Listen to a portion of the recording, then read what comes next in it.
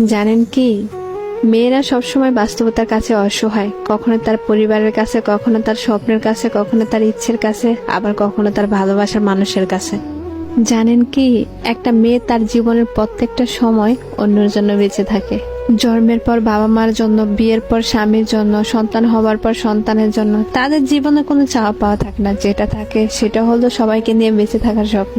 মেয়েরা পারে না তাদের ইচ্ছা মতো চলতে, পারে না কাউকে ভালোবেসে সুখে থাকতে, পারে না তার ছোট ছোট স্বপ্নগুলো পূরণ করতে।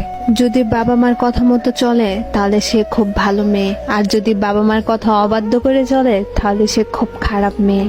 ভালোবাসার মানুষটির হাত ধরে সে চলে গেলে ভালোবাসার মানুষটির কাছে সে খুব প্রিয়, অথচ তার কাছে না গিয়ে যদি পরিবারের কথা মতো চলে তাহলে সে স্বার্থপর, বেঈমান। শুধুমাত্র একটা মেয়েই জানে এই সমাজে চলতে হলে কত বাস্তবতার সাথে যুদ্ধ করতে হয়। মেয়ে মানে কিছু করার আগে হাজারবার চিন্তা করে করতে হবে এই সমাজ কি বলবে। মেয়ে নামার শব্দটি এক একজনের কাছে এক এক রকম, কারো কাছে বেঈমান, কারো কাছে স্বার্থপর, কারো কাছে প্রতারক। আসলে মেয়েরা স্বার্থপর, বেঈমান, প্রতারক কিছুই না। মেয়েরা যদি প্রতারক হতো তাহলে কোনো সন্তান এই পৃথিবীর মুখ দেখতো না।